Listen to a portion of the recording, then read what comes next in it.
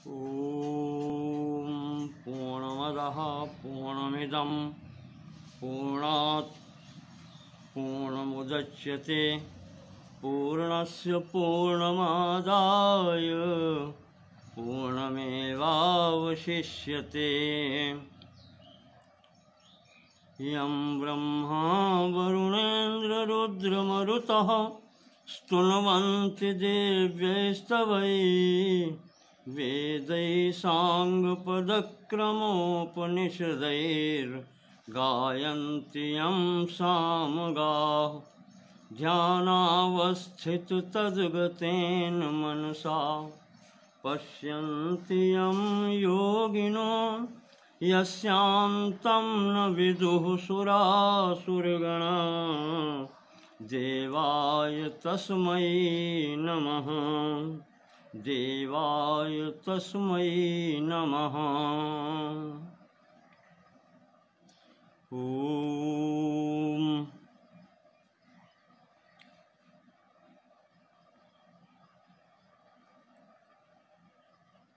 वेदांत सार के पिछले खंड में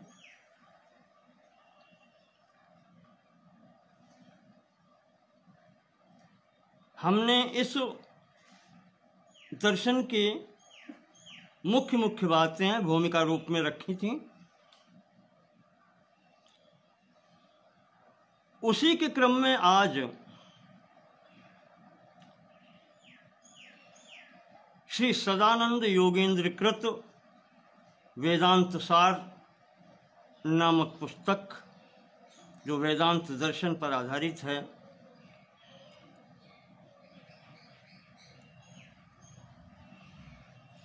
उसके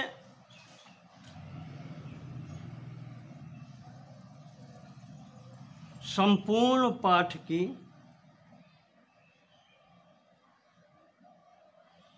यथामति व्याख्या करने का विचार है।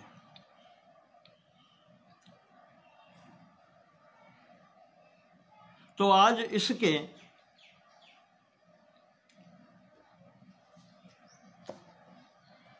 सर्वप्रथम मंगलाचरण की बात करते हैं।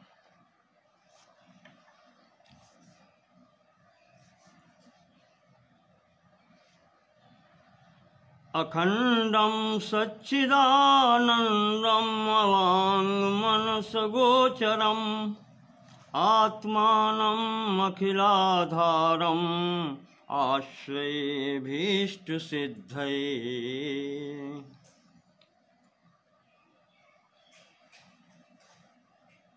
योगेंद्र सदानंद जी कहते हैं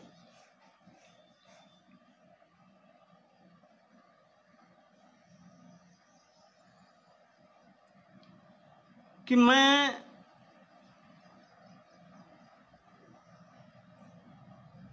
उन सच्चिदानंद अखंड परमात्मा की, परब्रह्म का आश्रय लेता हूँ, जो वाणी और मन से परे हैं, संपूर्ण सृष्टि प्रपंच का आधार हैं,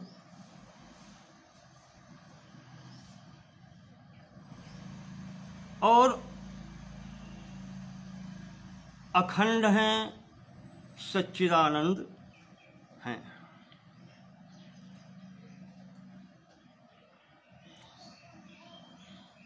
अब आप देखें कि किसी भी पुस्तक या काव्य को प्रारंभ करने से पूर्व मंगलाचरण किया जाता है। ये अपनी भारत की सनातन परंपरा है। आइए मंगलाचरण पर विचार करते हैं। मंगलाचरण क्यों किया जाता है?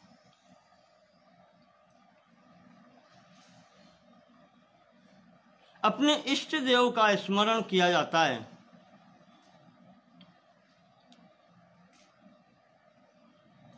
तो सर्वप्रथम बात निकल करके आती है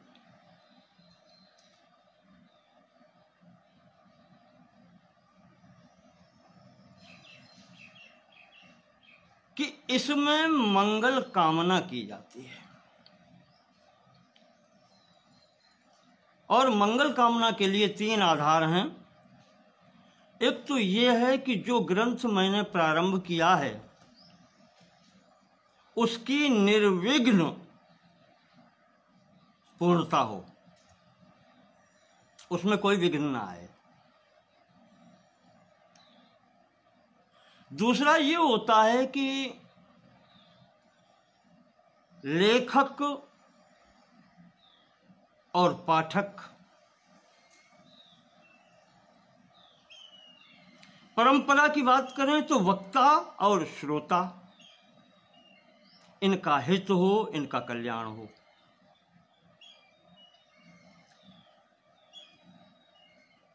और तीसरी एक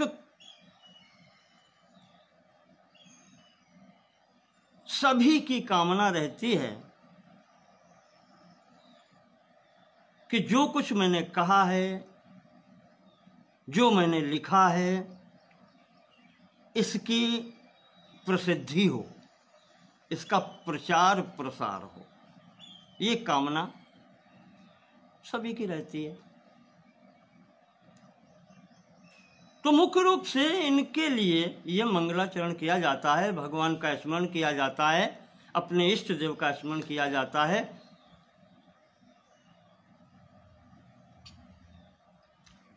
अब यह मंगलाचरण 3 प्रकार से होता है।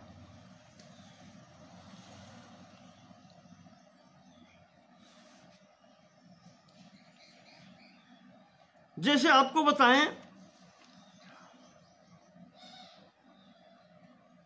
भरत जी ने भी, भरत मुनि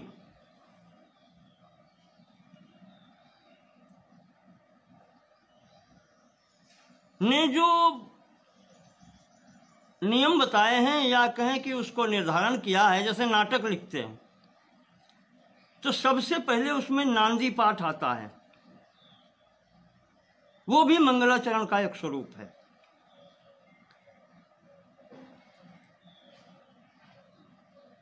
तो उसमें कहा गया है कि आशीर नमस्क्रिया रूपः श्लोकः काव्यार्थ सूचकः नांदीति कथ्यते।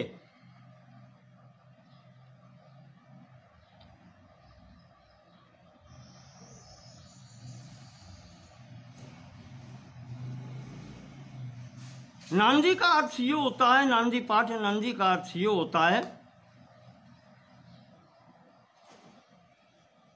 कि आशीर्वाद के रूप में, नमस्कार के रूप में,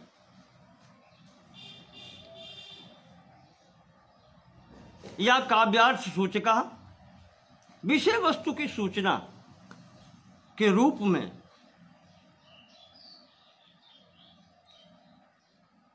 ये होता है।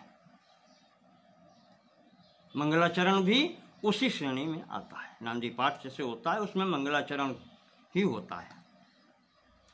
तो इस प्रकार से हम देखते हैं कि मंगलाचरण 3 प्रकार का होता है।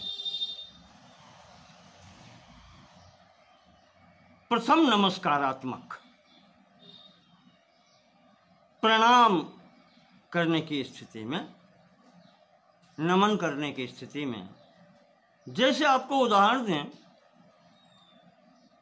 रामचरितमानस का,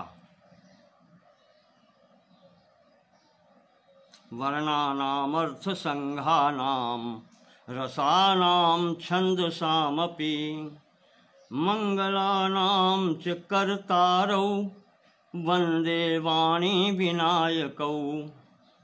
वंदे वाणी विनायकौ नमस्कारात्मक है। और अगला भी श्लोक जो लें वो है भवानी शंकरौ वंदे श्रद्धा विश्वास रूपिणौ याभ्याम विना न पश्यन्ति सिद्धा स्वान्तस्तमीश्वरम। भवानी शंकरौ वंदे, ये नमस्कारात्मक मंगलाचरण है।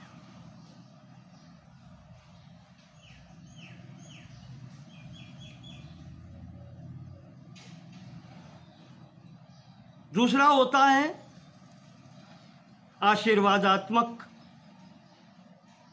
इसमें कल्याण की कामना की जाती है, सबके मंगल की, आशीर्वाद के तरीके से। जैसे आपको एक उदाहरण दें इसका भी, कविकुल गुरु कालिदास जी ने अपने नाटक अभिज्ञान शाकुंतल में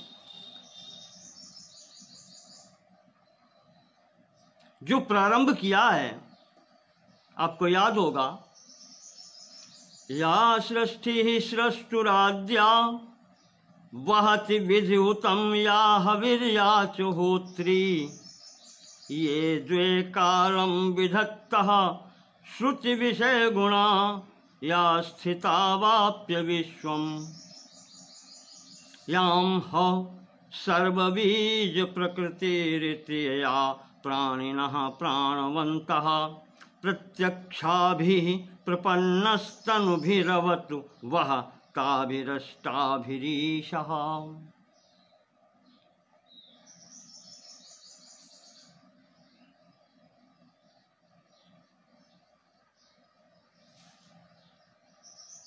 अष्टाभिरीशः प्रपन्नः तनुभिः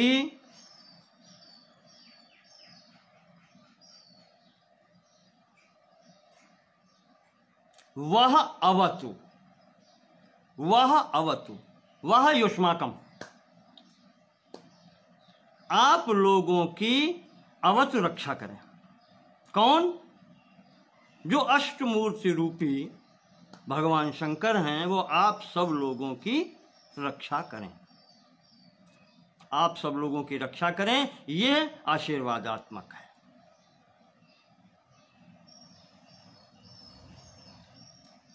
वैसे विद्वानों ने इस श्लोक का अर्थ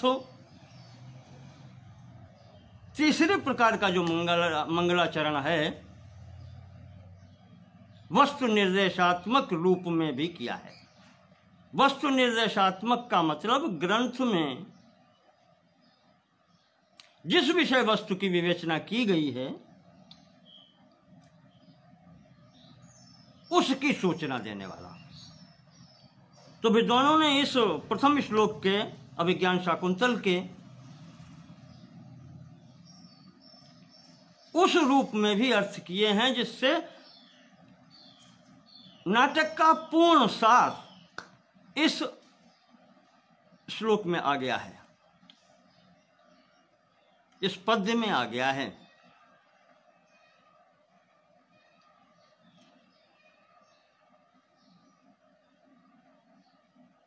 और इसमें संपूर्ण नाटक का भाव निहित हो गया है। इसी तरीके से हनुमान नाटक के भी प्रारंभ में जो पद्य आता है, कल्याणानां निधानं कलिमल मथनं पावनं पावनानां पाथेयं यन्मुमुक्षो सपदि परपद प्राप्तये प्रस्थितस्य विश्रामस्थानमेकं कविवर वचसां जीवनं जी सज्जनानां बीजं धर्मद्रुमस्य प्रभवतु भवतां भूतये राम नाम।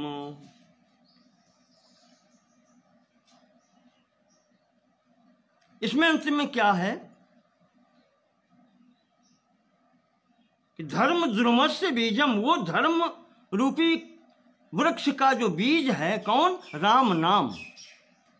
वह भवताम भूतये प्रभवतु, आप सबके कल्याण के लिए प्रभावी हो। ये आशीर्वादात्मक है। और यहां भी बीजम धर्म द्रुमस्य, कौन? राम नाम। यहां भी ये सूचना है कि इस पुस्तक में क्या है। वस्तु निर्देशात्मक भी इशारा मात्र हो गया है। ऐसे ही शुद्ध रूप से कहें वस्तु निर्देशात्मक मंगलाचरण के लिए जो तीसरे प्रकार का है वो श्रीमद् भागवत का प्रथम श्लोक आप ले सकते हैं। जन्माद्यस्य यतः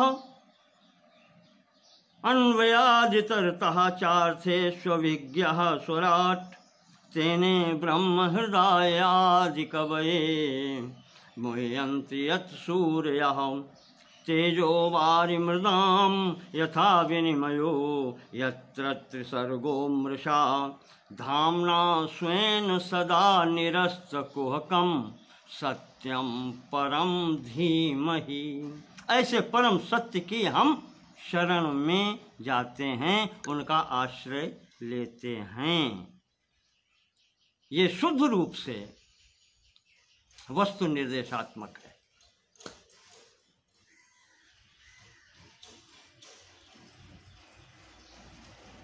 संपूर्ण श्रीमद् भागवत का सार यहाँ आ जाता है।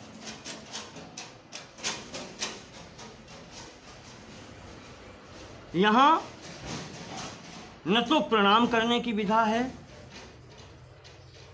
और न आशीर्वाद की विधा है। यहाँ पर सत्यम परम धीमहि कहा है। उस परम सत्य की हम ध्यान करते हैं। तो इस प्रकार से यहाँ पर इसी का अनुसरण करते हुए योगेंद्र सदानंद जी कहते हैं कि हम ऐसे परमात्मा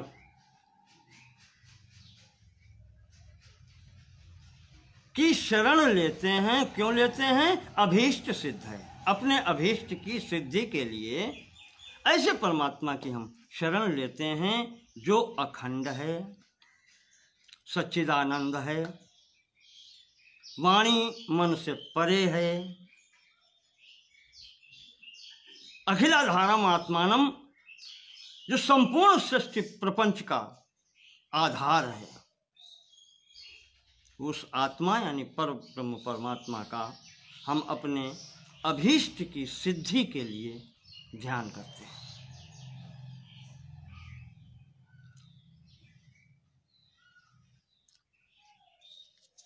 इसी क्रम में अब हाँ, यहाँ एक बात और है। जो छंद शास्त्र में बात बताई गई है,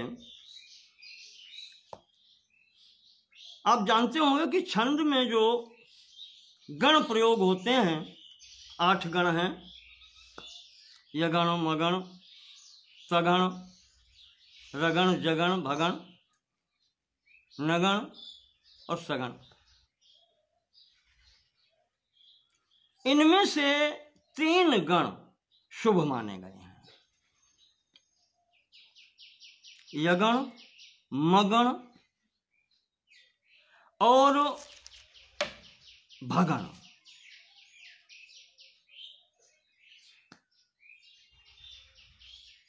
यगण आदि गुरु,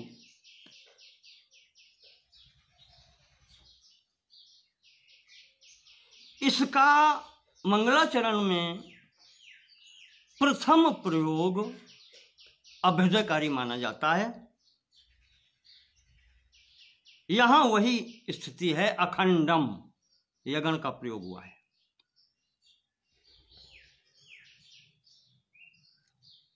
और मगण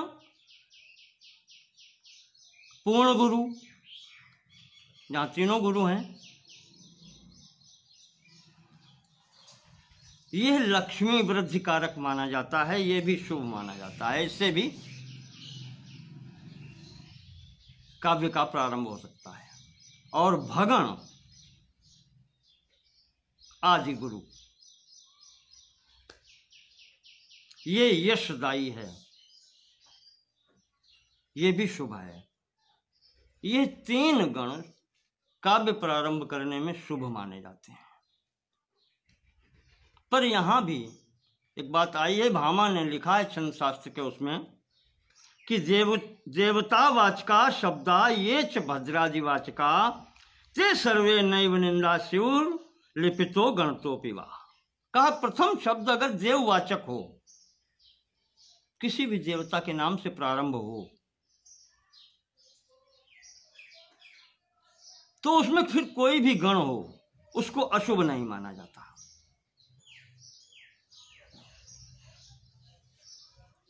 और नारद पुराण में भी इसके समर्थन में एक और वचन आया है कि ओंकारश्चात् शब्दश्च द्वावेतौ ब्रह्मणः पुरा कंठम भित्वा विनिर्यातौ तेन मांगलिका उभौ।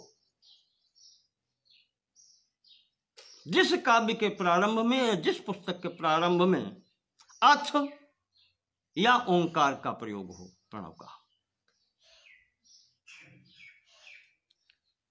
तो वो दोनों शब्द मांगलिक माने जाते हैं, क्योंकि कहते हैं ब्रह्मा जी के कंठ से सर्वप्रथम यही दो शब्द उत्पन्न हुए थे, ओम और अथ।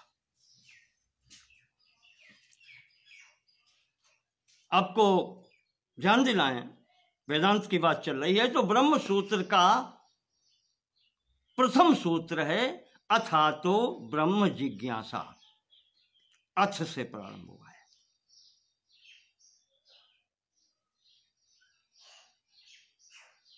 तो इसी कारण से, इसी प्रकार से इन्हीं सब स्थितियों को विचार करते हुए योगेंद्र ने प्रथम मंगलाचरण किया है और द्वितीय पद्य में अपने गुरु की वंदना की है।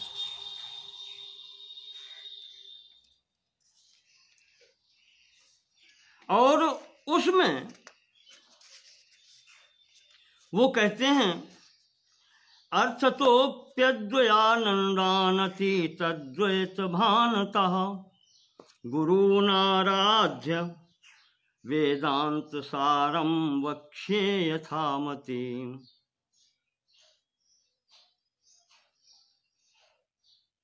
अतीत द्वैत भानताः अर्थतः अपि अद्वयानन्दान् गुरून् आराध्य यथामति वेदांत सारं वक्ष्ये।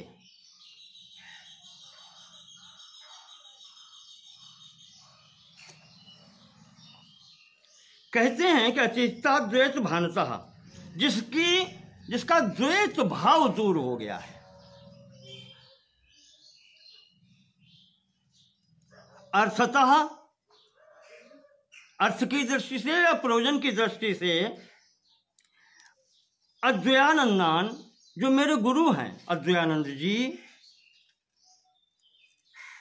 उन गुरु की गुरून अद्वयानंदान गुरून, उन गुरु की आराध्य आराधना करके यथा मति, जैसी मेरी बुद्धि है, मति कार्य कर रही है, तो उसके आधार पर वेदांत सारम वक्ष्ये,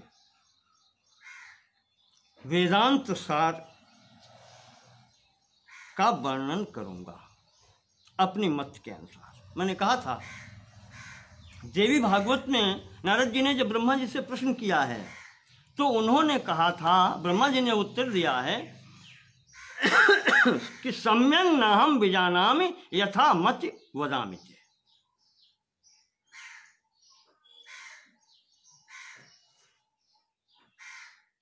राम कथा का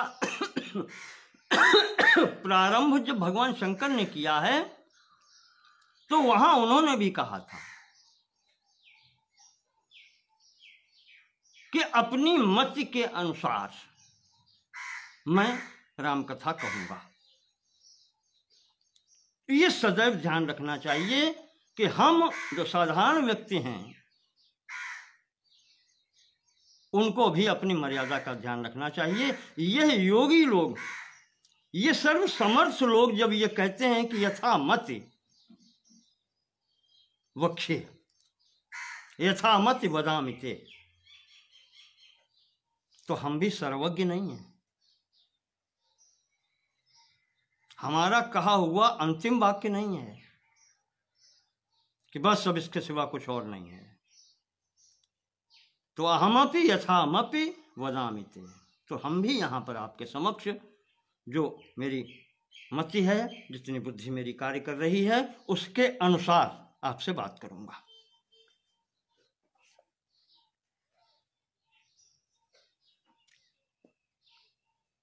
योगेंद्र जी आगे कहते हैं, सदानंद जी,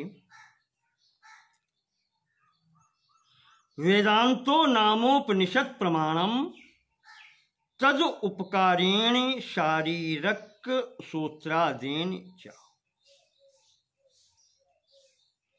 वेदांत नाम से जो अभिहित किया गया है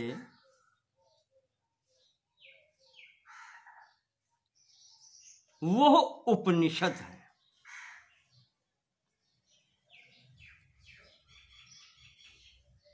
उपनिषद प्रमाणम।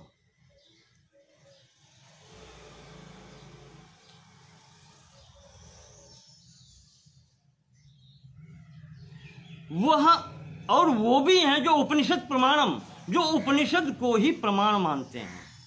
यहां पर बात कर रहे हैं वेद की। वेद के अंतर्गत वेद और वेद के बाद में आरण्यक, ब्राह्मण और अंतिम सीढ़ी में उपनिषद आते हैं।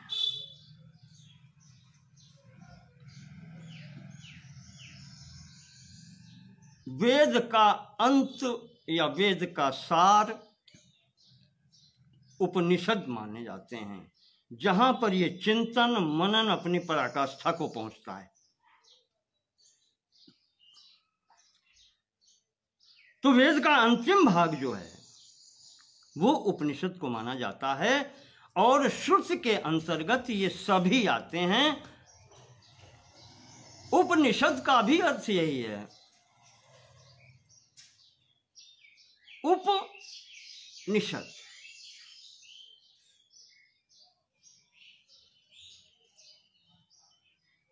मैंने पढ़ा है शद्रुल जो धातु है वो विसरण गति अवसाधनेषु के अर्थ में आती है। 3 अर्थ इसके होते हैं। सद धातु जो है विसरण यानी नष्ट होना, विशीर्ण हो जाना। गति, व्याकरण शास्त्र में गति के संबंध में बहुत सी धातुएं हैं, तो इसका भी गति अर्थ में भी प्रयोग होता है। और अवसाधनम, अवसाधनेषु यानी अवसाधनम, अवसाधन कहते हैं शिथिल करना, हटाना, इस अर्थ में आता है।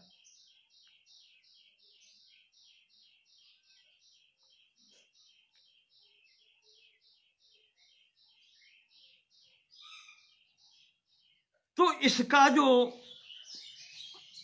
दिया गया है, इसकी व्याख्या जो की गई है, उस व्याख्या में ये कहा गया है कि जो इसका अध्ययन करता है, जो इस विद्या को प्राप्त कर लेता है, उसका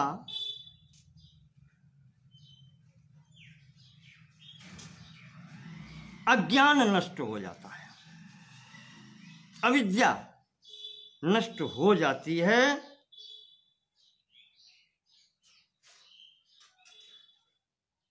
इस कारण से ये सद धातु यहां प्रयोग हुई है। दूसरा है गति अर्थ में।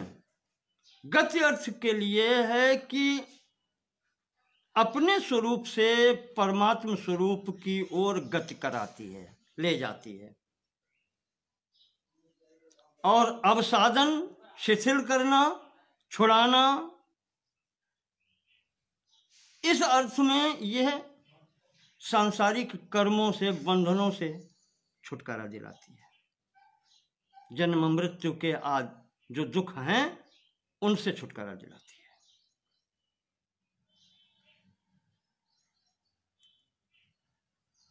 तो ये उपनिषद वो ज्ञान कांड का वो अध्याय है जो इन सब चीजों से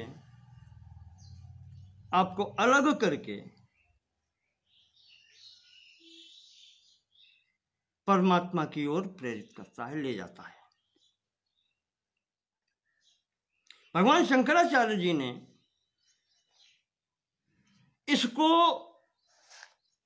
उपनिषद के लिए कहा है कि ये ही ब्रह्म विद्या है और यही ग्रंथ है। उन्होंने कहा कि ब्रह्म विद्या का जो ग्रंथ है इसीलिए उसका नाम उपनिषद है। विद्या और ग्रंथ वही, दोनों का वही स्वरूप है। तस्मात् विद्यायाम मुख्यया वृत्त्या उपनिषद शब्दो वर्तते ग्रंथे तु भक्त्या।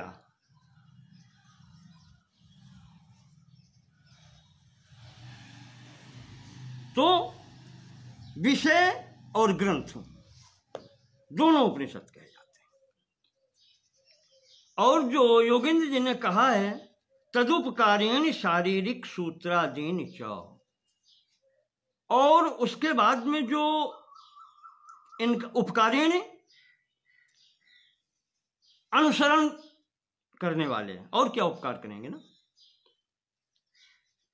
अनुसरण करने वाले जो ग्रंथ हैं या जो ग्रंथ है शारीरिक सूत्रादीन।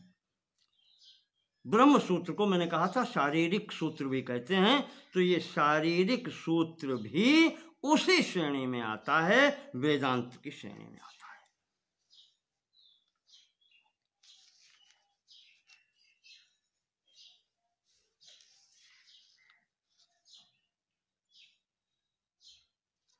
और आदि शब्द जो प्रयोग कर दिया है, विद्वान विचित्र अर्थ निकालते हैं। कहा आदि क्यों प्रयोग कर दिया, यानी कुछ और शेष है।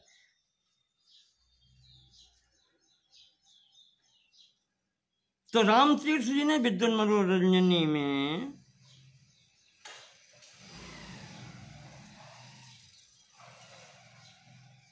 और अन्य टीकाकारों ने भी इस आदि शब्द के लिए श्रीमद् भगवद गीता का भी इशारा किया है कि आदि कहने का तात्पर्य इनका ये है कि इसी श्रेणी में श्रीमद् भगवद गीता भी आती है।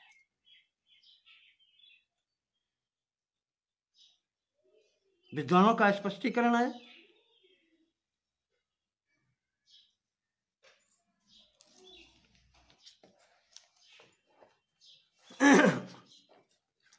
आगे योगेंद्र जी कहते हैं अस्य वेदांत प्रकरणत्वात् तदीयैः एव अनुबंधैः तद्वता सिद्धेः न ते पृथगालोचनीया।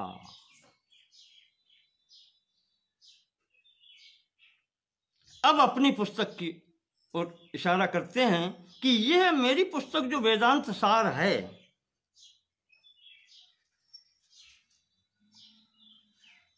इसमें वेदांत प्रकरण होने के कारण, अब देखें प्रकरण पर भी स्पष्टीकरण आया है। प्रकरण कहते हैं किसी भी शास्त्र के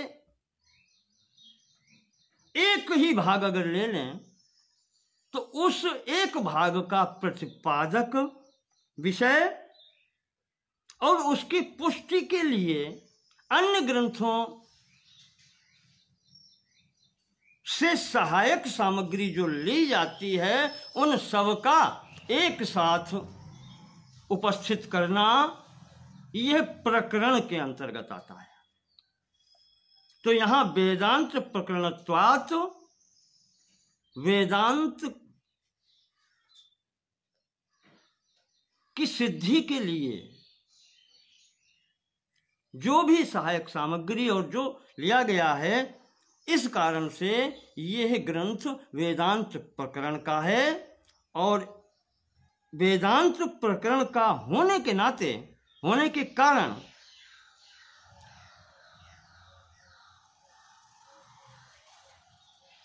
जो वेदांत का मूल सिद्धांत है उसको ही पुष्ट करने के लिए ये लिखा गया है। अथातो ब्रह्म जिज्ञासा।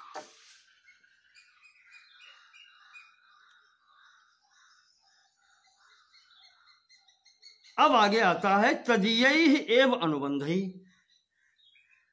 इसमें कुछ अनुबंध होते हैं। अनुबंध का अर्थ है किसी भी ग्रंथ को जो हम पठन प्रारंभ करते हैं तो उसमें कुछ बातें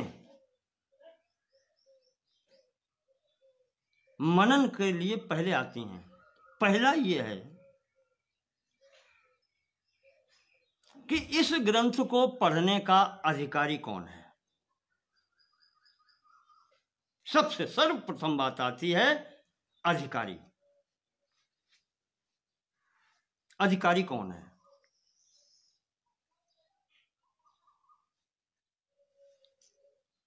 उसके बाद में फिर आता है कि विषय कौन सा है।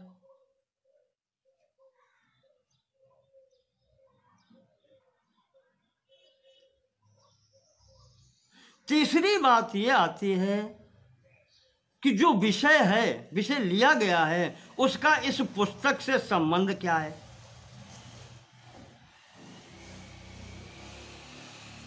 और जो चौथी बात अंतिम आती है कि इसको पढ़ने का प्रयोजन क्या है, इसको पढ़ने से लाभ क्या है। ये चार प्रश्न मुख्यतः सामने आते हैं और इनको ही अनुबंध कहते हैं या अनुबंध चतुष्टय नाम दिया गया है। तो यहां योगेंद्र जी कहते हैं कि तदीयैः एव अनुबंधैः, तो जो वेदांत दर्शन पढ़ने के लिए अनुबंध हैं वही इसका भी है।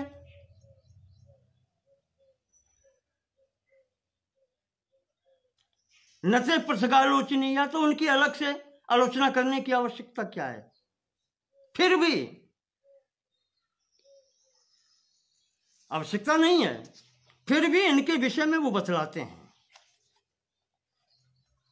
क्या बतलाते हैं कि तत्र अनुबंधो नाम अधिकारी विषय संबंध प्रयोजनानि।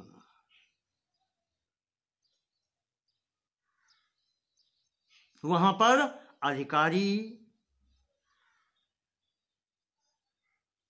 विषय जिसका वर्णन किया गया है, जो प्रस्तुत पुस्तक है उससे संबंध, और इस अध्ययन का प्रयोजन, ये चार जो हैं ये अनुबंध कहे जाते हैं। यही अनुबंध चतुष्टय है।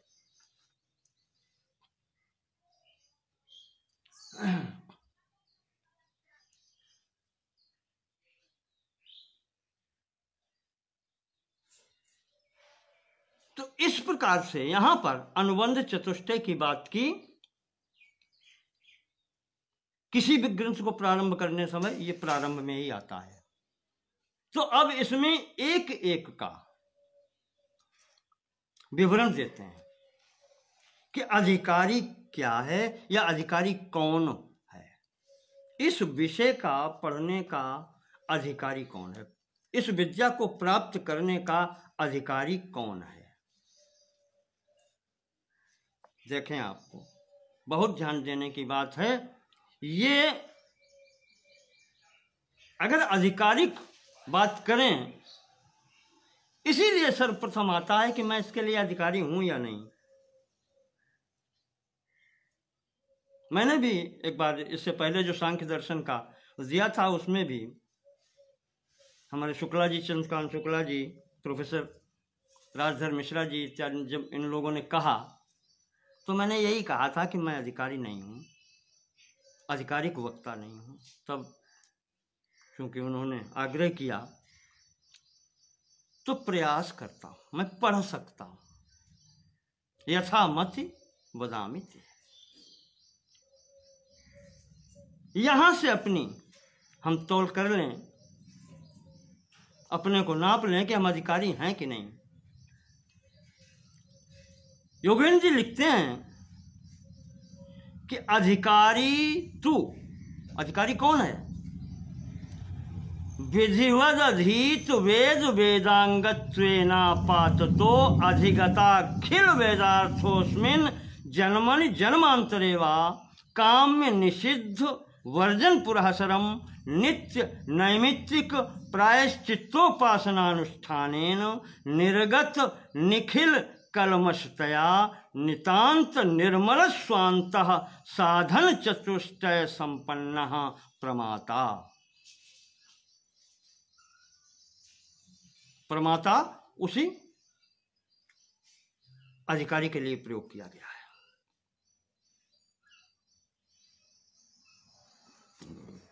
आपको याद होगा न्याय दर्शन में यह शब्द आता है, प्रमाता, प्रमेय और प्रमाण। प्रमेय जो वस्तु ज्ञात करनी है, प्रमाण जिस साधन से उस प्रमेय की प्राप्ति होती है, और प्रमाता जो यह प्राप्त करना चाहता है।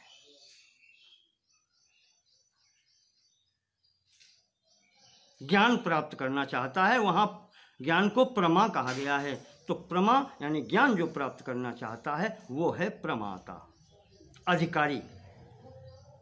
अब आप योग्यता पर देखें, कौन है सातु? वो कौन है? विधिवद अधीत वेद वेदांगत्वेनापाततो अधिगताखिल वेदार्थ।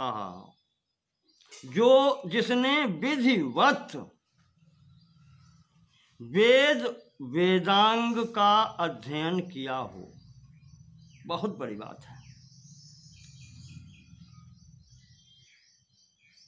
विधिवत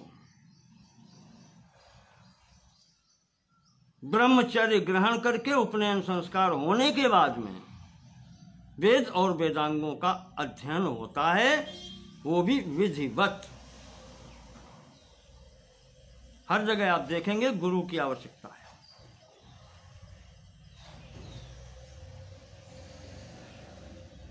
विधिवत अधीत वेद वेदांगत्वेन, ये तो हो गया अध्ययन। और उसके बाद में आपात तो अधिगताखिल वेदार्थोस्मिन्, अखिल वेदार्थ अधिगता, जिसने संपूर्ण वेद के अर्थों का ज्ञान प्राप्त कर लिया है। अब यहां पर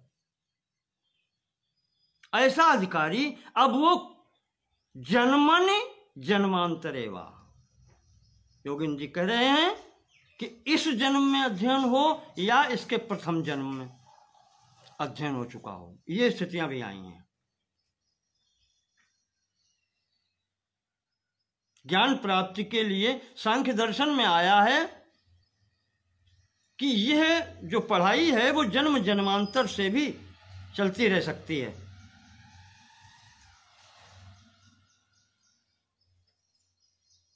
गीता इसका समर्थन करती है कि इस पढ़ाई में जहां से पढ़ाई छूट जाती है और शरीर छूट जाए, तो अगले जन्म में पढ़ाई वहीं से प्रारंभ होती है, फिर प्रारंभ से नहीं पढ़ना पड़ता। जैसे लौकिक में आपने देखा होगा, बच्चा को हिंदी वर्णमाला से प्रारंभ करते हैं, तो जिस चाहे जब आए वो वर्णमाला से ही प्रारंभ होता है। पर इस क्षेत्र की जो पढ़ाई है वो वहीं से प्रारंभ होती है जहां से छूट जाती है। अर्जुन ने जब पूछा है कि अगर शरीर छूट जाता है साधक का, तो आगे उसकी क्या स्थिति बनती है, तो भगवान श्री कृष्ण ने वहां पर बताया है कि वो व्यक्ति अगले जन्म में जाकर के श्रीमताम गेहे अथवा योगिनाम कुले, वो वहां जाकर के उत्पन्न होता है और उससे आगे की पढ़ाई वहां प्रारंभ करता है। तो सांख्य दर्शन में ये कहते हैं कि जन्मनि जन्मांतरे वा, जन्म में भी हो सकता है, जन्मांतर से भी हो सकता है, पहले से भी पढ़ाई शुरू हो सकती है। और जैसे आपको एक साधारण उदाहरण दें, श्रीमद् भागवत में ध्रुव को 5 साल की अवस्था में परमात्मा प्राप्ति हो गई। कैसे हो गई? उसका पूर्व जन्म का प्रसंग है, अन्य पुराणों में है, संभवतः विष्णु पुराण में है, कि उसकी जन्म जन्मांतर की पढ़ाई आज यहाँ काम देती है। तब हम देखते हैं कि उसको 5 वर्ष की अवस्था में ही प्राप्त हो गई सिद्धि। तो यहाँ पुनर्जन्म स्वीकार किया गया है। इसके आधार पर हमारे भारतीय दर्शनों में पुनर्जन्म का अस्तित्व माना गया है और वही यहाँ से प्रभावित होता है कि जन्मन इस जन्म में जन्मांतरे वा, अथवा पिछले जन्मों से भी पढ़ाई अगर चली आ रही है तो वो भी कार्य करती है। इतनी योग्यता हो, वेद वेदांग का अधिगता अखिल वेदार्थ, जिसने संपूर्ण वेदों का जान लिया है, पढ़ लिया है, ये नहीं, वेदार्थ उनका प्रयोजन, वो वेद क्या कह रहे हैं ये भी जान लिया है।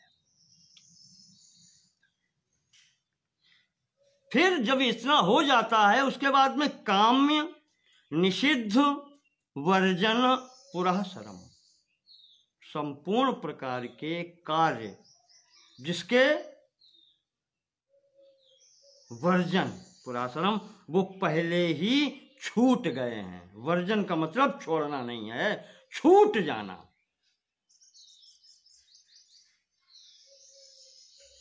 काम्य जो सकाम यज्ञ जो होती हैं, जैसे स्वर्ग कामी ज्योतिष्टोमेन यजेत, जिसको स्वर्ग जाने की इच्छा है वो ज्योतिष्टोम यज्ञ करे। या लौकिक स्थिति में देख लीजिए, जिसको लोग कहते हैं मनोती मानते हैं, ऐसा कार्य हो जाए तो मैं ये करूंगा, ये सकाम यज्ञ। काम्य ये ऐसा करना उसका छूट जाए। निषिद्ध जो निषिद्ध जिन कर्मों का निषेध किया गया है वो छूट जाए, उनका और उनकी ओर ध्यान भी न जाए।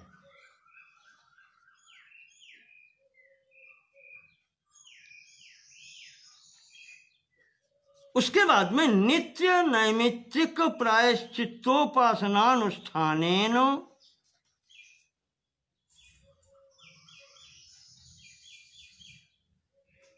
नित्य नैमित्तिक और प्रायश्चित्त और उपासना, 4 प्रकार के यहाँ पर बताए कर्म। नित्य कर्म ऐसे होते हैं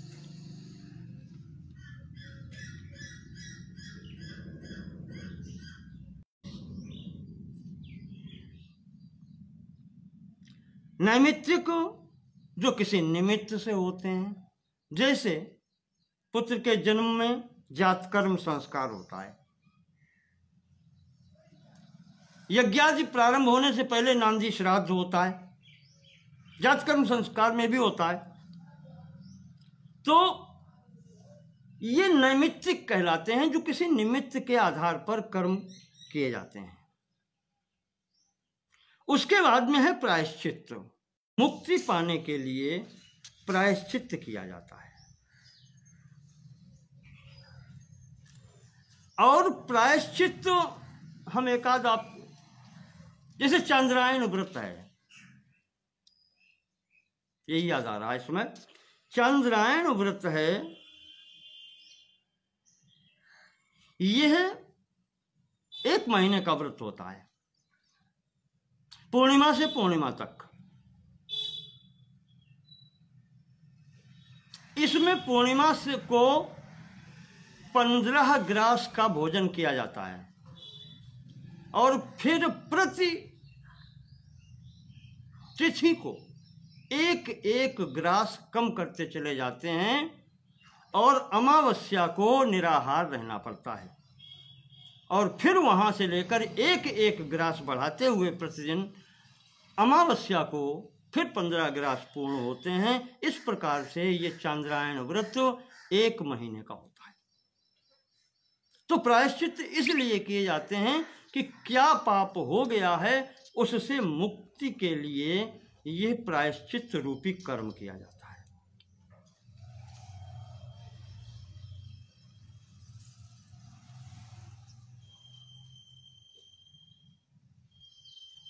और फिर आया है उपासना।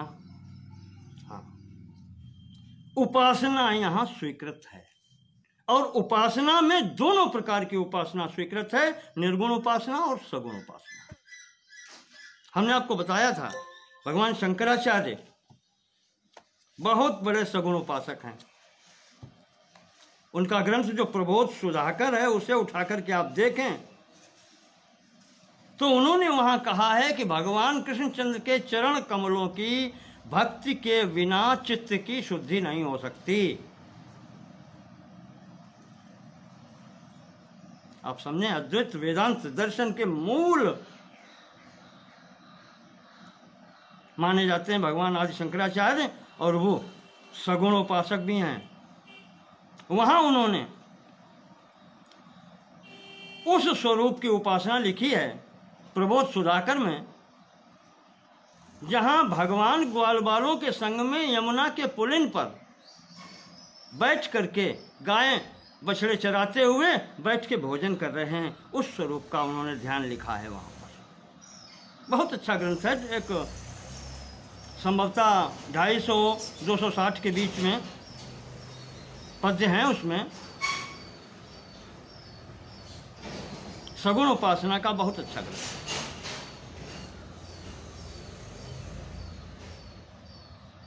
निर्गुण के प्रतिपादक होते हुए भी सगुण के विपरीत नहीं है। और बता दूं आपके, इनकी शिष्य परंपरा में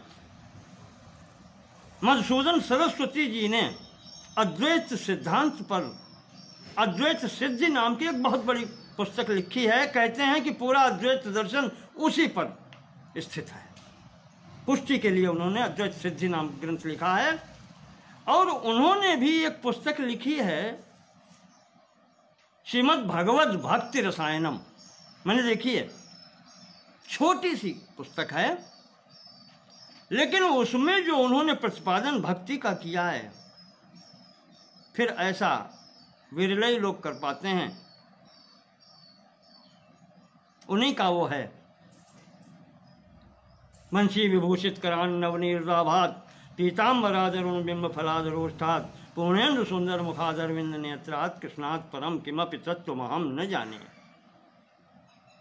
ये प्रार्थना भी स्वामी मधुसूदन सरस्वती जी की है। और उन्होंने उस भक्ति रसायनम की जो व्याख्या की है, उसमें जो उन्होंने लिखा है, और उसके 4 समुल्लास संभवता हैं। उसमें प्रथम समुल्लास की जो व्याख्या उन्होंने की है, फिर वैसी व्याख्या अपने ग्रंथ की स्वयं व्याख्या आप देखें, हृदय खोल के रख दिया है। संपूर्ण प्रामाणिकता श्रीमद् भागवत से निकाल के रखी है। तो ये सगुण उपासना है। भगवान शंकराचार्य, मधुसूदन सरस्वती, जितने भी इस मार्ग के हुए हैं, किसी ने भी, विद्यारण्य स्वामी जी और यहाँ सदानंद योगेंद्र भी इस निर्गुण और सगुण उपासना से मतभेद नहीं रखते। तो यहाँ पर लिखा है नित्य नैमित्तिक प्रायश्चित उपासनानुष्ठानेन, ये क्यों करते हैं चारों प्रकार के कर्म? निर्गत निखिल कर्मस्तया, इनसे संपूर्ण कल्मश दूर होते हैं, चित्त एकाग्र होता है, जो भी अंदर कल्मश हैं, विकार हैं, वो नष्ट होते हैं। और उनके आधार पर जब संपूर्ण कल्मश या विकार समाप्त हो जाएं, नितांत निर्मल स्वांतः, तब अंतःकरण नितांत अत्यंत निर्मल जब हो जाता है,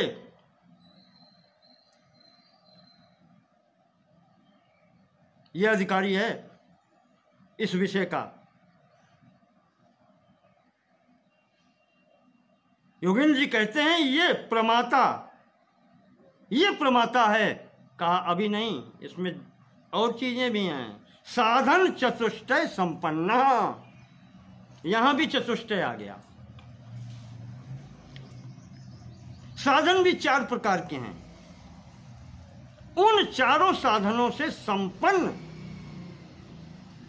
जो व्यक्ति है वही इस विषय का अधिकारी है।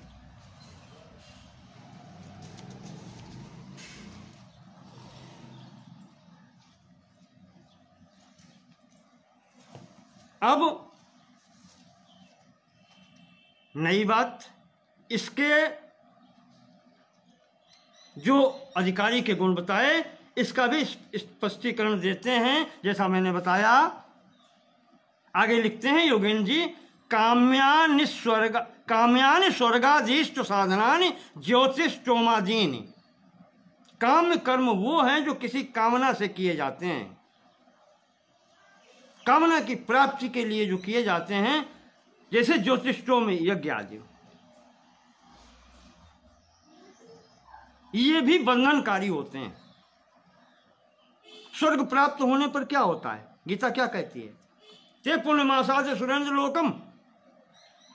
वो पुण्यों के आधार पर सुरेंद्र लोक में जाते तो हैं, तो क्षीणे पुण्य मर्त्यलोका विशंति। पुण्य क्षीण हो जाते हैं तो फिर यहीं आना पड़ता है। ये बंधन में है। यहीं जब आना जाना होना है तो बंधन है। तो ये काम्य है, इसमें आना जाना बना रहेगा। आगे निषिद्धानि नरकाद्यनिष्ट साधनानि ब्राह्मण हननादीनि। निषिद्ध कर्म कौन से हैं? जिनसे नरक की प्राप्ति होती है।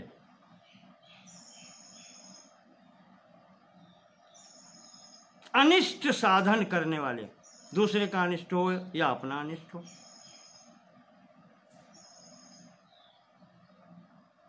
भ्रमावगतेष्ट साधन तानि निषेध नंग पदयोर योगी वाक्य अगम्यानि निषिद्धानि।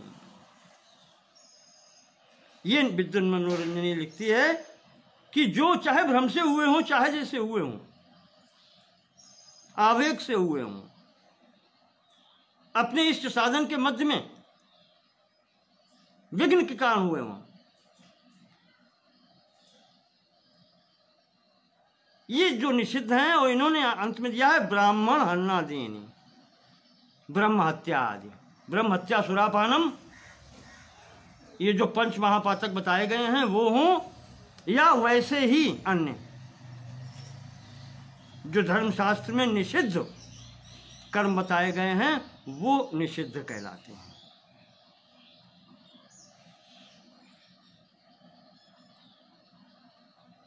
नित्यानि अकरणे प्रतिवाय साधनानि संध्या वंदनादीनि। नित्य कर्म के लिए बात में बता रहे हैं। योगेंद्र जी कहते हैं कि नित्य कौन से हैं?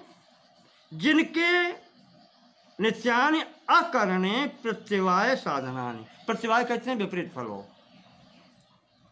जिनके न करने से हानि हो, लाभ न हो, वो कर्म नित्य कहे जाते हैं, जैसे संध्या वंदन आदि।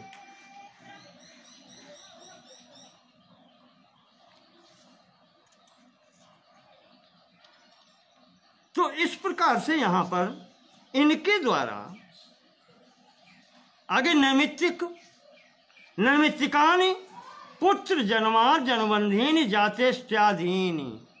जैसे पुत्र उत्पन्न होने पर जात कर्म आदि किए जाते हैं, ये नैमित्तिक कर्म कहलाते हैं। प्रायश्चित्तानि, योगेंद्र जी लिख रहे हैं, प्रायश्चित कौन से हैं? पापक्षय साधनानि, जिनके करने से पापों का नाश होता हो, ये प्रायश्चित कर्म है। और अगला जो देते हैं स्पष्टीकरण, उपासनानि। योगेंद्र जी लिख रहे हैं स्पष्टीकरण इसका, सगुण ब्रह्म विषय मानस व्यापार रूपाणी,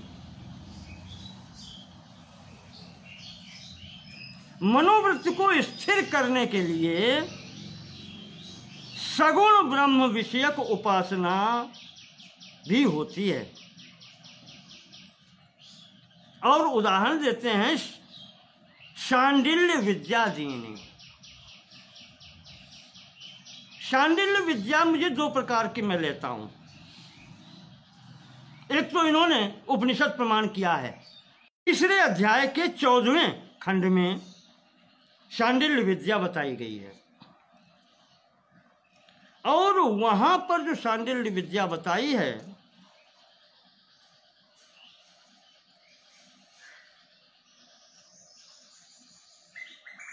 ही है।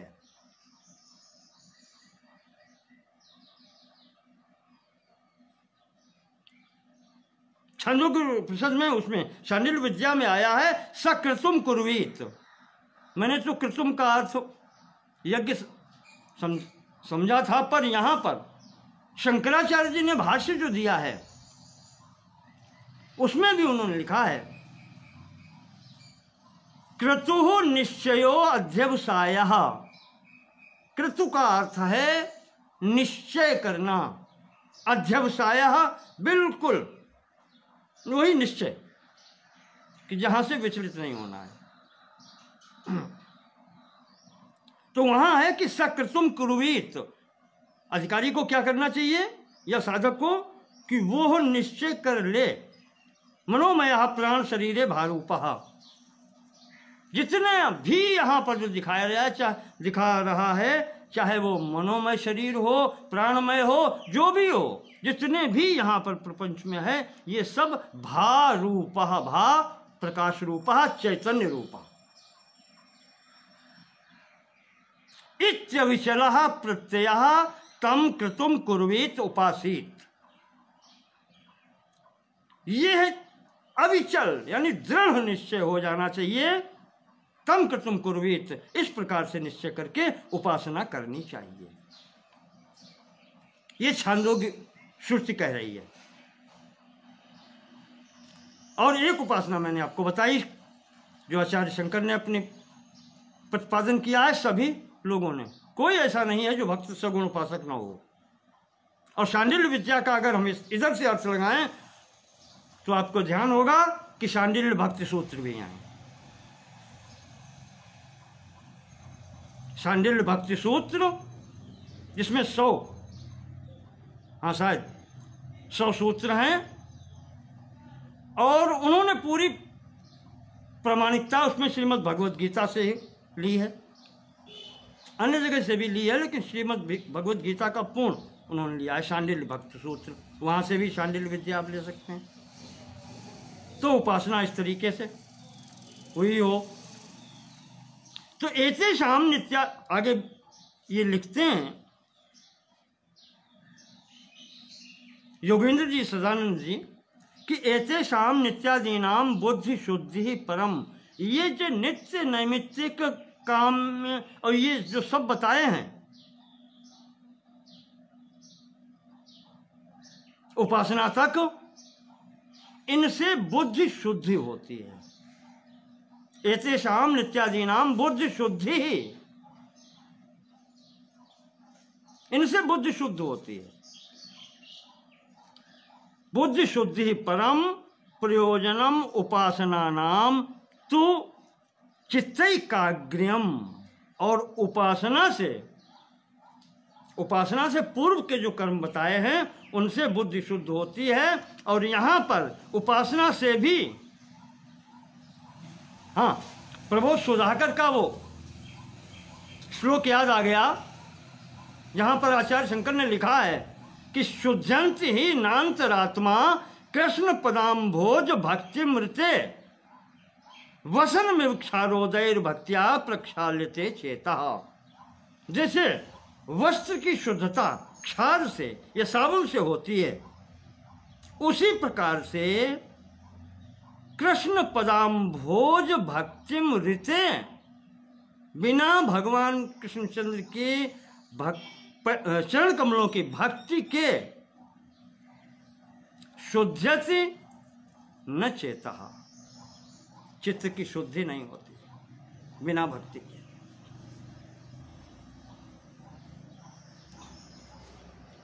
तो प्रयोजनम उपासना नाम तो चित्तैकाग्र्यम, और भक्ति का सबसे बड़ा यह लाभ भी होता है कि इससे चित्त की एकाग्रता होती है, मन का विक्षेप शांत होता है और चित्त की एकाग्रता होती है।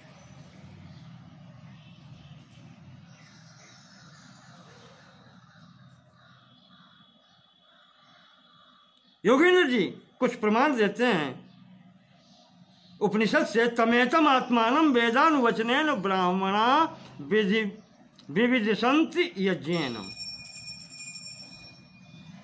जब यज्ञों में क्या होता है,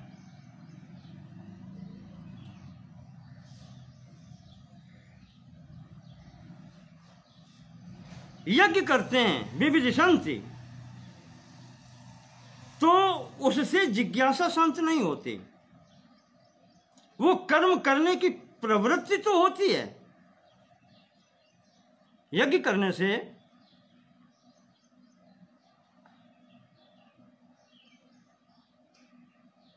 और श्रुति यह भी कहती है कि ऋते ज्ञाना न मुक्ति है, ज्ञान के बिना मुक्ति नहीं होती। तो कर्म कांड में जिज्ञासा की शांति नहीं होती, प्रवृत्ति बढ़ती है, कर्मों की ओर प्रवृत्ति होती है, और जब कर्म होते हैं तो उनका फल भी होता है और वो चक्र रुकने वाला नहीं होता है। भले ही स्वर्ग काम हो, स्वर्ग की प्राप्ति हो जाए, पर फिर भी यहीं आना पड़ता है। यज्ञेन इत्यादि श्रुतेः तपसा कल्मषम हन्ति। एक ये भी आया है कि तपसा कल्मषम हन्ति, तपस्या से पाप क्षीण होते हैं, विकार समाप्त होते हैं।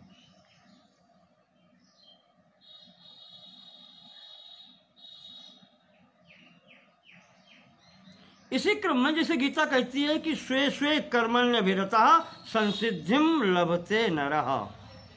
अपने कर्म को ईमानदारी से या कर्तव्य भाव से अगर करता रहे मनुष्य, तो उसको भी सिद्धि मिल जाती है, निष्कर्मता आ जाती है, कर्म करते हुए भी निष्कर्म की स्थिति हो जाती है।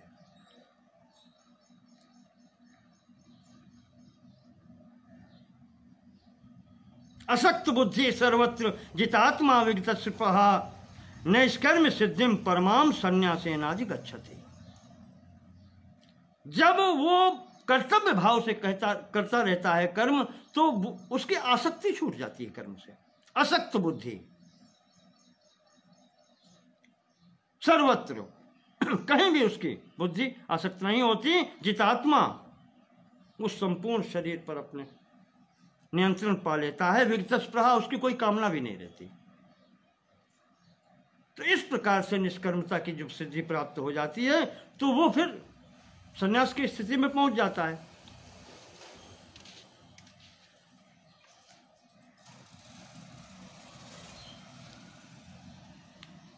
आगे योगेंद्र जी कहते हैं कि नित्य नैमित्तिक प्रायश्चित्तोपासना नाम तो अंतर्फलम पितृलोक सत्यलोक प्राप्ति ही कर्मणा पितृलोको विद्या देवलोकम इत्यादि श्रुते है। नित्य नैमित्तिक प्रायश्चित्त और उपासना इत्यादि जो कर्म हैं, इनका गौण फल ये है, मुख्य नहीं है। ये अवान्तर फल है, जो मुख्य होना चाहिए वो नहीं। दूसरा फल ये है कि पितृलोक की उपलब्धि हो जाती है, सत्यलोक की उपलब्धि हो। सत्यलोक मतलब ब्रह्मा जी के लोक तक की प्राप्ति हो जाती है।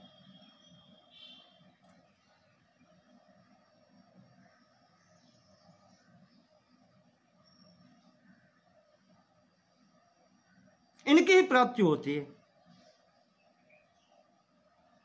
आचार्य शंकर ने लिखा है कि तत्र कालचित ब्राह्मणा उपासनानि अभ्युदयार्थानि कानिचित् क्रम मुक्त्यर्थानि कानिचित् कर्म समृद्ध्यर्थानि। इसका कि कोई लोग तो उपासना इसलिए करते हैं अभ्युदय, अपनी उन्नति के लिए।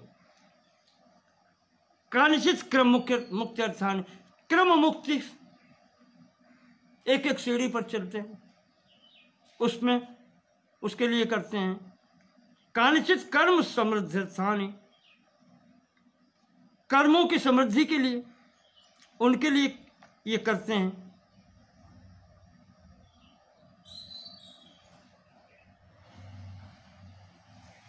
तो कहा इनकी आवश्यकता नहीं है, ये जो करते हैं ये है मार्ग सही नहीं है।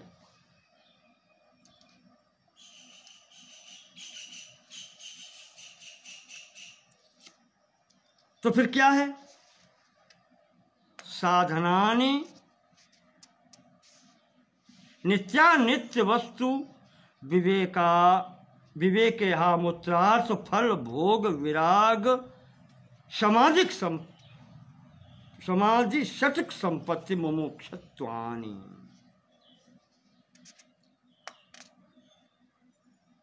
तो यहां पर हम इसको स्थगित करेंगे। जो ये बताया है कि इनका मुख्य फल क्या है, ये साधन रूप उस ब्रह्म की प्राप्ति के लिए हो जाना चाहिए। इस यहाँ लौकिकता की प्राप्ति यानी स्वर्ग तक की कामना के लिए ये जितने भी कर्म हैं ये उचित नहीं हैं, ये छूट जाने चाहिए। ये सब वहाँ पर बताया गया है। तो जो योगेंद्र जी ने कहा था कि जब इनसे कर्मश समाप्त हो जाए तब साधन चतुष्टय संपन्न। तो आगे अब साधन चतुष्टय की बात आती है। अगले उसमें कहते हैं साधनानि, साधन चतुष्टय में कौन कौन से साधन हैं? पहला साधन है नित्यानित्य वस्तु विवेक। कौन वस्तु नित्य है, कौन वस्तु अनित्य है, इसके मध्य में अंतर करना आपको आ जाए, ऐसी बुद्धि आ जाए जो अपने हित की बात समझ सकें, क्या छोड़ना है और क्या ग्रहण करना है। नित्य वस्तु की प्राप्ति के लिए कार्य चल रहा है, अनित्य छोड़ रहा है। दूसरा है इहा मूत्रार्थ फल भोग विरागा। इहा अमूत्र, यहां और वहां, लौकिक और पारलौकिक, स्वर्गादि जो कर्मों के फल स्वरूप प्राप्त होते हैं उन सब से वैराग्य हो जाए। किसी भी ऐहिक या पारलौकिक वस्तु की कामना न रहे। दूसरा गुण ये है। साधन बता रहे हैं, प्रथम साधन वो नित्य अनित्य का विवेक, दूसरा साधन ये कि लौकिक और पारलौकिक सबसे वैराग्य, और तीसरा है समाज षटक संपत्ति। सम आदि 6 गुण होने चाहिए। 6 गुण कौन से हैं? शम दम, समाधि लिखा है, शम दम उपरति तितिक्षा समाधान श्रद्धा, ये 6 गुण होने चाहिए। ये तीसरा साधन है।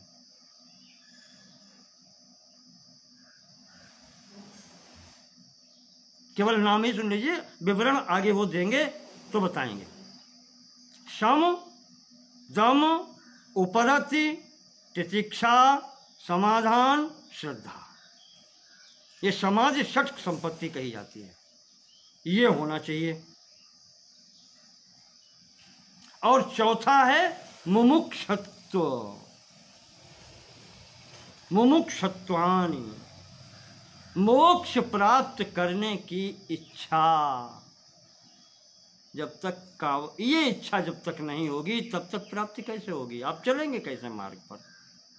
तो मोक्ष प्राप्त करने की कामना होनी चाहिए। मानस में तुलसीदास जी ने कहा है कि अस अभिमान जाई जन भोरे, मैं सेवक रघुपति पति मोरे। ये तो अभिमान, संपूर्ण अभिमान छूट जाए, पर ये अभिमान नहीं छूटना चाहिए कि भगवान राम मेरे स्वामी हैं, मैं उनका सेवक हूँ। ये अभिमान कभी न छूटे। तो वही यहाँ पर कहते हैं कि कामनाएं सब छूट जाएं, पर मोक्ष प्राप्त करने की कामना होनी ही चाहिए।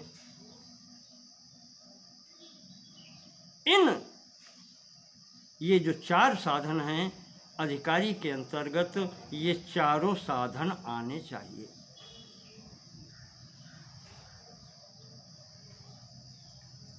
तो कितनी लंबी आपने देखी ये सूची है। अधिकारी के अंतर्गत इतने गुण होने चाहिए, तब वो अधिकारी है, तब वो शिष्य बनने योग्य है। चलो साधन भी बता देते हैं। साधनों का विवरण मैंने आपको नित्य अनित्य का बता दिया। कौन वस्तु नित्य है जो सदैव रहती है, तो कौन है? परमात्मा, परब्रह्म, उनकी तरफ चलना है। और शेष सर्वम ब्रह्म सत्यम जगन मिथ्या, संपूर्ण मिथ्या है, वो अनित्य है, उसको ही त्याग करना है, यही पहचानना है, यही विवेक करना है। दूसरा बताया यह लौकिक और पारलौकिक सुखों से वैराग्य,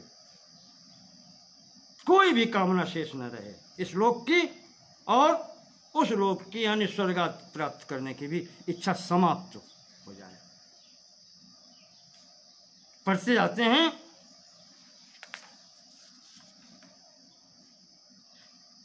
वो कहते हैं कि नित्यानित्य वस्तु विवेकस्तावद ब्रह्मैव नित्यम वस्तु ततो अन्यद अखिल अखिलम अनित्यम इति विवेचनम। विवेक होने पर केवल ब्रह्म ही सत्य है और अन्य समस्त प्रपंच मिथ्या है, यह आ जाना चाहिए। ये विवेचन जो है यही कहलाता है नित्यानंद, नित्यानित्य वस्तु विवेक। उसके बाद में आता है यह अमूत्र फल भोग वैराग्यम। उसमें क्या है? एहिका नाम, इस लोक में क्या क्या अच्छा लगता है। श्रक चंदन वनितादि विषय भोगा नाम। श्रक चंदन माला यानी सम्मान वगैरह, चंदन सुगंधित वस्तुएं, वनिता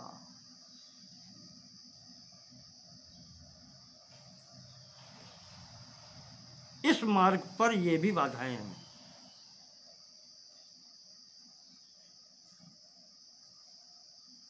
माला चंदन स्त्री इत्यादि, ये जो इनके सिवाय जो अन्य भोग यहाँ पर हैं, ये सब कर्मजन्य तथा अनित्यत्व, कर्मजन्य हैं और अनित्य हैं। इन्हीं की बात, अनित्यत्व वदा मुष्णिका नाम अप्य अमृतादि विषय भोगा नाम अनित्यतया तेभ्यो नितराम विरति यह मूत्रार्थ फल भोग विरागा। जैसे यहाँ के ये सब भोग अनित्य हैं, उसी प्रकार से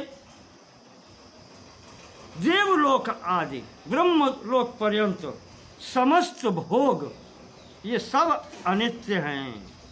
इनसे नितराम विरति ही, तेभ्यो नितराम व्यक्ति, इनसे उदासीनता हो जाए, विरक्ति हो जाए, यही यह मूत्रार्थ फल भोग विराग का अर्थ है। समस्त ऐहिक पारलौकिक, लौकिक पारलौकिक सबसे वैराग्य। वैराग्य कब होगा? जब हम ये समझ लेंगे कि संपूर्ण अनित्य है। इसके बाद में समाधेयस्तु, समाधि जो 6 संपत्तियां बताई गई हैं उसमें मैंने आपको बताया कि शम, दम, उपरति, तितिक्षा, समाधान और श्रद्धा।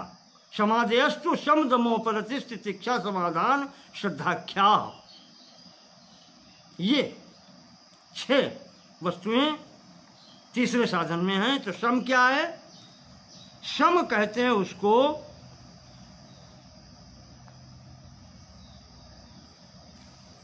मन की संसार की ओर जो प्रवृत्ति होती है उसको रोक लेना, ये शम कहलाता है। मन को रोक लेना ये शम है। और दम क्या है? दमः बाह्येन्द्रियाणाम तद व्यतिरिक्त विषयेभ्यो निवर्तनम, इंद्रियां जो विषयों की तरफ भागती हैं उनको विषयों से उपरत कर लेना, ये दम है। उपरति, इन सब का, इंद्रियों का और मन का उससे निवर्तन हो जाना,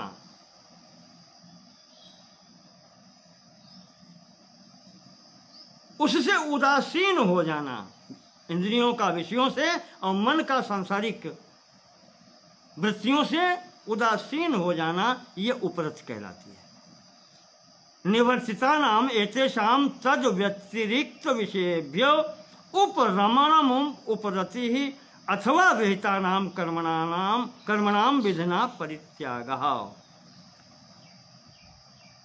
वो तब होगा जब ये करने के बाद में जो विहित कर्म भी हैं उनका भी शास्त्र में बताए गए हैं, उनका भी त्याग हो जाता है।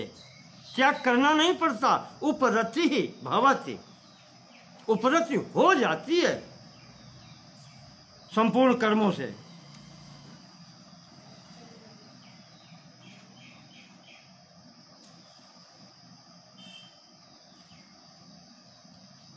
तो इस प्रकार से ये उपरति हुई।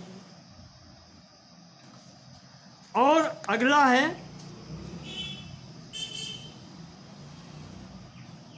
उपरति तितिक्षा। तितिक्षा होता है संसारिक जितने भी कष्ट कहें, उसको द्वंद्व कहें, सुख दुख भी आता है। कष्ट में दोनों चीजें आती हैं, सुख भी कष्ट है, दुख भी कष्ट है। तो तितिक्षा क्या है? शीतोष्णादि द्वंद्व सहिष्णुता। द्वंद्व कह दिया, द्वंद्व में जो जोड़े वाली वस्तुएं सब आती हैं, सर्दी गर्मी, शीतोष्ण तो लिख ही दिया, मान अपमान, सुख दुख, ये जो द्वंद्व है इनको सहन कर लेना, यही तितिक्षा है।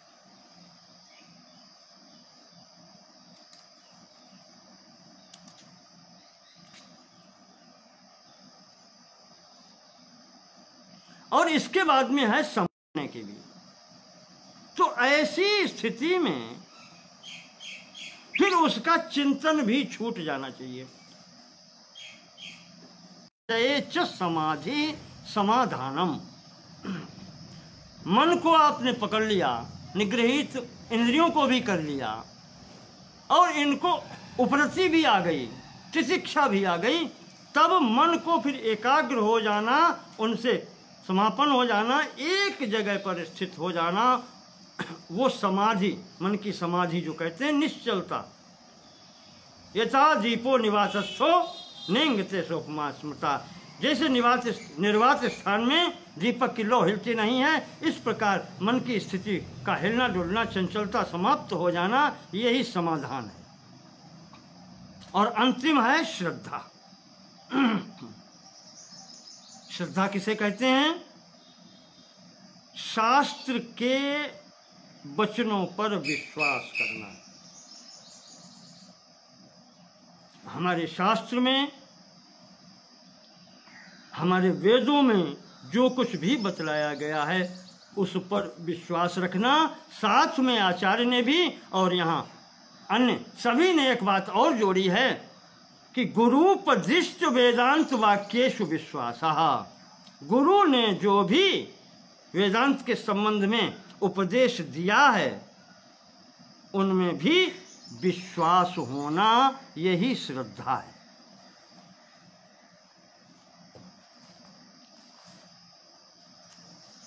आचार्य शंकर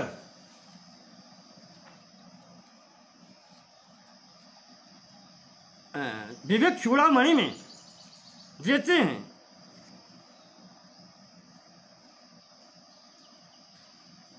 सा श्रद्धा शास्त्रस्य गुरुवाक्यस्य सत्य बुद्ध्यवधारणम सा श्रद्धा कथिता सद्भिर यया वस्तुपलभ्यते। शास्त्र और गुरु के वाक्यों में सत्यत्व की बुद्धि करना, विश्वास रखना, उसी को धारण करना, यही श्रद्धा कही गई है और इससे ही अभीष्ट वस्तु की प्राप्ति होती है, अन्यथा हो नहीं सकती।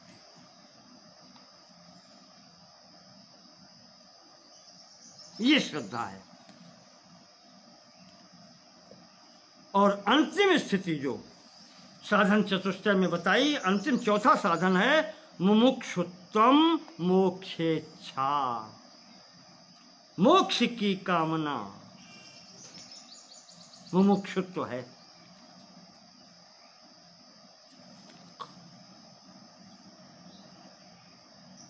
यदा सर्वे प्रमुच्यन्ते कामा यस्य हृदय स्थिताः अथ मर्त्यो मृतो भवति अत्र ब्रह्म समश्नुते। वही जिसके अंदर ये इच्छा होती है, अथवा बृहदारण्यक श्रुति कहती है अथ कामय मानो यो कामो निष्काम आप्त कामा। निष्काम होते हुए भी,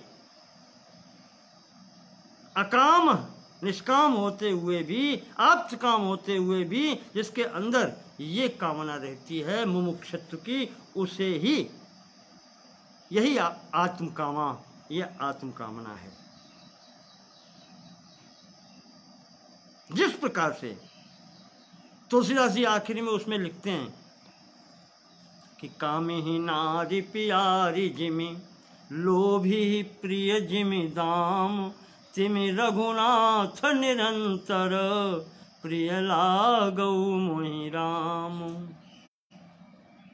जिस प्रकार की विषयों के अंतर्गत आसक्ति होती है, बिल्कुल उसी प्रकार से तद विषयेच्छा मोक्षेच्छा तद्वत्त्वम मुमुक्षुत्वम इति अर्थः। जैसे कामी व्यक्ति की अपनी लौकिक कामनाओं की पूर्ति में आसक्ति होती है, उसी प्रकार की आसक्ति मोक्ष के प्रति जिसकी होती है वो कहलाता है मुमुक्षु। एवं भूता परमाताधिकारी योगेंद्र जी कहते हैं शांतोदात इति श्रुतेः उक्तं च प्रशांत चित्ताय जितेन्द्रियाय च प्रहीण दोषाय यथोक्त कारिणे गुणान्विताय अनुगताय सर्वदा प्रदेयमे तत्सत्तम मुमुक्षवे। आचार्य योगेंद्र सदानंद जी कह रहे हैं कि ये जो पीछे की स्थितियां सब बता करके आए हैं शांत दांत से लेकर के, और ये जैसा कि श्रुति कहती है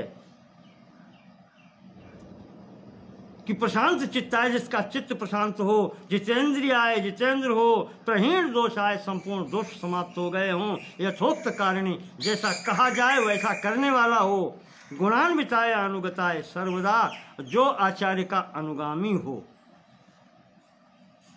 सर्वदा प्रदेय में तत्सततम मुमुक्षुवे। ऐसे अधिकारी को यह जो मुमुक्षु भी हो उसको यह विद्या देनी चाहिए। इस प्रकार से यहाँ पर आकर के अब अधिकारी की बात होती है। अनुबंध चतुष्टय में प्रथम बात जो है अधिकारी कैसा हो उसकी बात यहाँ पर पूर्ण होती है। ऐसे अधिकारी को, जैसे रामचरित में भी कहते हैं या गीता में भी अंत में आया है कि किसको देनी चाहिए ये विद्या, ये उपदेश किसको करना चाहिए, सब में आता है कि ये किसको दिया जा सकता है। तो उस स्तर का जब अधिकारी मिले उसको यह विद्या देनी चाहिए। तो आज का ये हम यहाँ पर ही पूर्ण करते हैं। और इसके आगे अब जो अनुबंध चतुष्टय के शेष 3 विभाग हैं, विषय, संबंध और प्रयोजन, उन पर बात करेंगे अगले खंड में। आशा है आप लोगों को शांति मिली होगी। कल का विघ्न हो जाने के कारण विद्युत आपूर्ति नहीं मिल पाई। आज भी मैं घर पे नहीं हूँ, बाहर अलग बैठ करके जहाँ मुझे विद्युत का प्रबंध मिला है वहाँ से बैठ करके मैं ये आपके लिए पाठ प्रसारित कर रहा हूँ।